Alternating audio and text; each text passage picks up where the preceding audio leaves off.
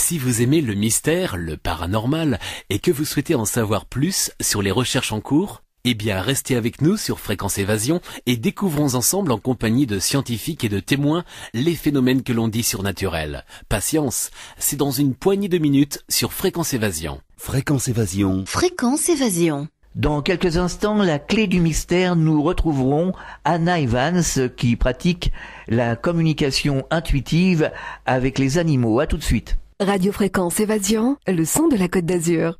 Fréquence Évasion vous donne l'écho du Grand Sud. Chaque jour, Fréquence Évasion est sur le terrain.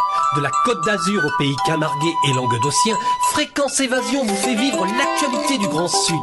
Fréquence Évasion, www.fréquenceévasion.com.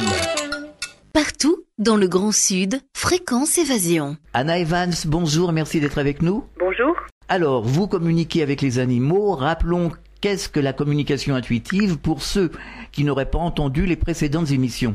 La communication intuitive, c'est une démarche tout à fait personnelle qui concerne donc notre aptitude de cognition et qui permet d'entrer en communication avec la conscience d'un animal. Donc on utilise pour ceci une forme d'empathie qui est une empathie consciente qui a été travaillée, c'est-à-dire que nous sommes simplement en train de mettre une loupe, en train de focaliser sur une de nos aptitudes humaines naturelles, mais en la développant, en la travaillant, ça nous permet de vraiment comprendre un animal de l'intérieur. Est-ce que vous avez vécu des histoires extraordinaires, étonnantes avec des animaux depuis la dernière émission que nous avons réalisée ensemble? Je suppose que oui. Oh, écoutez, c'est au quotidien que je vis des expériences extraordinaires avec des animaux. C'est quelque chose qui fait partie maintenant de mes habitudes de vie. Je ne peux pas ne pas être attentive aux animaux qui se trouvent dans mon environnement. Ce matin, par exemple, j'allais faire mon marché tout simplement et je me trouvais donc sur un trottoir parisien où sont bien sûr présents les sempiternels pigeons. Et j'ai vraiment compris qu'un des pigeons ne souhaitait pas se déplacer, donc j'ai fait le tour j'ai fait quelques pas pour l'éviter de façon à ne pas croiser sa route et qu'il n'ait pas à s'envoler. Et finalement une autre personne est passée à côté. J'ai bien compris qu'il était en état physique de fatigue, d'épuisement, de lourdeur, etc. Une autre personne est passée et j'ai cette sensation que j'ai eue de sa part, cette demande de ne pas avoir à faire l'effort physique que je voulais lui épargner, eh bien l'autre personne n'a pas été attentive à son besoin de respect par rapport à sa fragilité physique, et donc il a dû s'envoler, et là j'ai vu qu'il ne volait pas normalement, donc j'ai pu avoir la confirmation en fait que cette information était juste. Vous avez eu d'autres expériences justement avec des animaux, des expériences un peu probantes comme vous nous aviez expliqué la dernière fois? Bien, vous savez, mon esprit scientifique, puisqu'au départ je suis vétérinaire, je me suis spécialisée en chirurgie orthopédique, c'est pour vous dire que j'ai vraiment un grand intérêt pour les choses carrées. Et donc mon esprit scientifique me pousse toujours à chercher une manière de vérifier ces informations que je reçois dans mon champ psychique. Et donc c'est vrai qu'à chaque fois que c'est possible, je tente d'avoir des vérifications. Bon là, avec ce pigeon, je n'aurais pas... c'est un petit peu la vie qui a permis la vérification, mais il y a souvent des moyens de vérifier qui sont parfois par d'autres êtres humains qui sont témoins d'une scène ou par des connaissances générales qu'on peut acquérir sur Internet quand on n'est pas très sûr de soi. Donc effectivement, je recherche systématiquement ces vérifications. Alors, vous me parliez d'un voyage hors antenne que vous avez fait récemment. Oui. Vous pouvez nous en parler ? Oui, écoutez, voilà, je rentre du Kenya, donc en Afrique de l'Est, où j'ai passé quelques temps dans la réserve de Masai Mara, qui est une grande réserve de faune sauvage qui se trouve sur le territoire des Maasai. Essentiellement, donc cette ethnie a son territoire qui est à peu près recouvert par la réserve. La réserve dépasse les limites du pays, mais moi je suis restée du côté Kenya. Et donc là, pendant quelques jours, j'ai vraiment eu l'impression d'être au paradis sur terre, c'est-à-dire que ces animaux ont vraiment des comportements qui sont magnifiques, ils sont beaux, hein, déjà dans leur manière d'être, de se déplacer, d'interagir les uns avec les autres, etc. C'est d'une grâce, c'est d'une beauté extraordinaire. Et puis, eh bien, on a pu voir des scènes un peu inhabituelles qui ont été très touchantes et qui sont bouleversantes parce que quand on est un occidental et qu'on comprend ce qui se passe au niveau des territoires réservés aux animaux sauvages de nos jours qui sont en train de rétrécir très très vite parce que l'être humain envahit les territoires naturels de toutes parts, soit pour y prendre des ressources naturelles, soit pour s'y établir, etc. Eh bien, c'est bouleversant de se rendre compte que ces endroits, finalement, sont fragiles. Oui. Alors comment s'organise justement la vie animale dans ces réserves? Parce que nous, on n'a pas trop l'habitude. Ici, en France, les animaux sont un petit peu resserrés. Hein. Donc, dans ces endroits qui sont gigantesques, vastes, comment s'organise la vie animale? Alors, je crois que dans l'organisation de la vie entre les animaux, il y a une chose qui est vraiment très très frappante, c'est cette notion de préséance, de respect de l'autre et d'ordre établi. C'est-à-dire que bien sûr il y a des combats, il y a des attaques, il y a des animaux qui se mangent entre eux, etc. Mais il y a toujours une forme de respect de l'autre.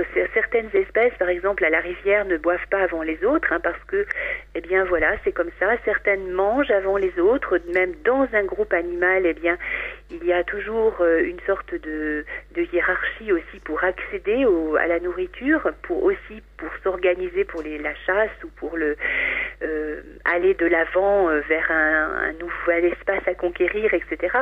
Donc cette espèce d'organisation qui est comme une machine bien huilée, qui est très très harmonieuse, moi je trouve ça vraiment fascinant. Est-ce que vous avez pu communiquer avec l'un de ces animaux justement? Oui, alors en permanence, c'est quelque chose qui était en fait, c'était le but du voyage du groupe que j'ai accompagné là-bas. Nous avons vécu des communications toute la journée et même parfois la nuit, puisqu'il y avait des hyènes qui se sont introduites dans notre camp. Donc on a eu l'occasion aussi de faire des communications en dehors des heures de travail prévues. Et oui, bien sûr, il y a eu surtout, je crois, une communication bouleversante qui a été faite avec des éléphants. Ah oui. Il y avait malheureusement, vous savez que malgré les règlements internationaux, eh bien, le commerce de l'ivoire est encore une activité très lucrative, suffisamment lucrative pour encourager certaines personnes à chasser illégalement des animaux qui sont des sources d'ivoire, donc notamment les éléphants. Et donc nous avons vu un cadavre d'éléphant qui avait été abattu dans l'espoir, on le suppose évidemment, ça, on n'aura jamais de preuves, mais qui a été abattu dans l'espoir de récolter l'ivoire pour le vendre dans les pays de l'Asie. Essentiellement, c'est surtout par là-bas que se trouvent les acheteurs d'ivoire dans le monde contemporain. Il faut savoir que c'est des sommes absolument extraordinaires qui sont en jeu. C'est vraiment pour un chasseur qui aurait le courage d'aller abattre un éléphant et qui arriverait à vendre ses défenses, eh bien ensuite il n'a plus besoin de travailler pour le reste de sa vie. C'est ça une fois. Donc incroyable. Évidemment, des gens qui sont dans la misère ont envie de faire ça. C'est très tentant. Mais bon, donc nous avons vu ce cadavre d'éléphant qui a été abattu. Et puis les personnes n'ont pas pu récupérer les défenses avant que l'alerte soit donnée. Donc se trouver à côté des rangers du parc puisque bien sûr leur rôle était de prendre les défenses de façon à ce que les contrebandiers ne puissent pas les avoir. Et donc à ce moment-là, eh bien elles sont placées dans les réserves nationales du pays et elles ne peuvent plus participer à ce commerce illégal. Parce que le Kenya fait partie des pays qui ont souscrit au respect à la protection des animaux producteurs d'ivoire. Et donc nous avons communiqué avec un jeune éléphant qui arrivait depuis l'horizon vers ce cadavre en ligne droite et qui était vraiment très très clairement en route tout seul dans cette direction. Oui. Et nous lui avons demandé qu'est-ce qui motivait, comment est-ce qu'il avait été prévenu, qu'est-ce qui motivait son déplacement seul. Les éléphants sont souvent quand même en groupe, en groupes familiaux. Et nous avons eu des informations tout à fait bouleversantes. Cet éléphant était là en fait pour se déplaçait, il n'était pas encore arrivé au moment où on a fait la communication. Il se déplaçait pour honorer le corps de ce congénère qui était mort. Il ne savait pas très bien comment s'y prendre, mais il obéissait en fait à une sorte d'instinct qui était très fort, et il se sentait vraiment concerné par cette mort d'un animal qui peut-être n'était pas de son clan. Et puis ensuite, eh bien, nous sommes restés sur place et nous l'avons observé, touchant différentes parties du corps de l'animal décédé avec sa trompe, et puis tournant autour. Et puis, les éléphants sont capables d'émettre des sons que nous entendons, donc des barrissements, mais aussi des sons qui sont dans l'infrason pour nous, donc qui ne sont pas audibles. Et on peut deviner qu'ils sont en train d'émettre ces sons parce qu'ils ont une position où la tête est un petit peu rentrée dans le menton. Ouais. Donc la trompe se trouve près des pattes avant et ils ont l'air très concentrés. Et à ce moment-là, on peut imaginer qu'ils sont en train d'émettre leurs infrasons. Donc on l'a vu rester dans cette position pendant un certain temps. Et il est resté plusieurs heures. C'était vraiment quelque chose de très bouleversant de voir cet animal seul en train de rendre un hommage à sa façon. Quand on peut communiquer avec un animal, eh bien, on peut s'expliquer un comportement et comprendre, eh bien, aussi avoir parfois de la réponse par rapport à des choses qui ne sont pas vraiment connues dans les connaissances éthologiques de l'espèce. Tout à fait. Est-ce que la communication est différente avec ces animaux que la communication que vous pouvez avoir ici en France, par exemple ? Non, la communication reste la même, quel que soit le lieu où on la pratique. Je veux dire, la façon de réagir de l'animal. Est-ce que les animaux réagissent différemment, justement, là-bas, par rapport à ceux de nos animaux familiers ici en France ? Alors, leurs réactions vont être très variables en fonction de l'habitude qu'ils ont de l'espèce humaine. Est-ce qu'ils ont déjà rencontré des personnes avec lesquelles ils communiquaient ou non ? Ça, c'est vraiment quelque chose qui va déterminer beaucoup leur réaction à la communication. Mais aussi en fonction du thème qu'on leur propose. C'est-à-dire que si c'est un sujet qui leur plaît, qui les intéresse, qui les attire, ça sera beaucoup plus facile, évidemment, de communiquer que si c'est pour leur dire qu'ils ont mal fait quelque chose. Oui, c'est sûr. Donc c'est difficile de donner une réponse générale à cette question. Le fait qu'ils soient domestiques ou sauvages ne change pas fondamentalement les possibilités de communication. Parce que leur vie est complètement différente. C'est vrai que leur fonctionnement n'est pas directement dépendant de l'homme comme c'est le cas pour les animaux domestiques. Mais malgré tout, dans cette réserve, comme dans beaucoup d'autres sur la Terre, ces espèces sauvages sont quand même très habituées à voir des êtres humains, même si c'est dans des voitures. Alors nous avons reçu des questions d'auditeurs lors des émissions précédentes. Par exemple, Jean-Luc de Tarbes aimerait savoir comment bien nourrir son animal de compagnie et il nous demande si la nourriture industrielle n'est pas nocive pour la santé de son animal. Oui, alors c'est une grande question et effectivement c'est une question qui est très importante parce que l'alimentation pour l'animal c'est exactement la même chose que pour nous, c'est la base de la santé.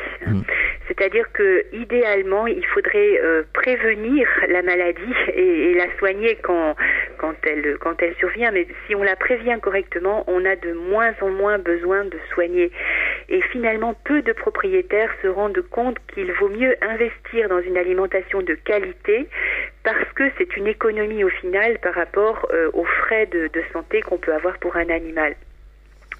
Donc dans ce contexte-là, c'est vrai qu'en tant que vétérinaire, je me suis énormément investie dans des conseils alimentaires quand je travaillais en clientèle. Donc c'est un sujet qui m'importe beaucoup. J'ai beaucoup conseillé de livres écrits en anglais sur l'alimentation naturelle de l'animal. Je ne sais pas très bien ce qui existe en français, mais je pense que ça existe. Et ça vaut vraiment la peine quand on acquiert un animal de se documenter, donc soit auprès de son vétérinaire praticien, parce que ça fait partie de la formation des vétérinaires de connaître bien l'alimentation à donner aux différentes espèces, mais aussi maintenant il existe des livres sur le marché français qui sont tout à fait valables, bien que je ne puisse pas en recommander ici. Donc pour bien nourrir son chien ou son chat, il vaut mieux donner des produits frais, c'est-à-dire que tous les aliments industriels, même si leur formule est absolument parfaite, sont a priori de moins bonne qualité qu'une alimentation fraîche et équilibrée.